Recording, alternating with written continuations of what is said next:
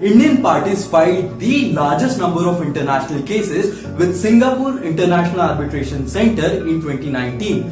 In the same year, International Chamber of Commerce in Paris witnessed a 300% increase in cases filed by Indian entities, taking India's rank from 15th to 2nd. There has been a huge wave building up within India. Now we have more than 35 arbitration institutions. Online dispute resolution has been the new way to go, accelerated through pandemic situation. Now you may wonder that how is this growth happening? A recent survey by PwC shows that majority of Indian companies are opting to have a dispute resolution clause in all of their business agreements. Mostly, this clause mandates the parties to go for arbitration in case there is any dispute. Why so? Simply because arbitration saves time.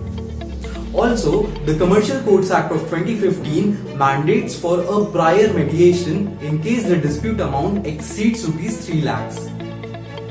This means that wherever there is a business agreement and a dispute arises subsequently, we are going to see an arbitration or a mediation. To respond to the growing demand for arbitration services, Indian Parliament passed 2019 amendment to the Arbitration and Conciliation Act of 1996, which allows for setting up of arbitral council and accreditation of arbitration institutions. Now the question is, do you want to provide your clients end-to-end service from contract drafting to dispute resolution?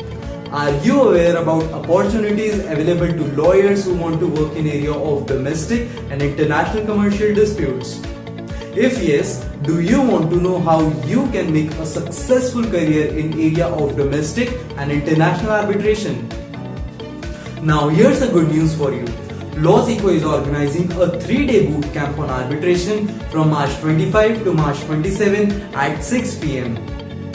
On day 1, you will learn how you can prepare yourself for a career in arbitration and what are the job opportunities.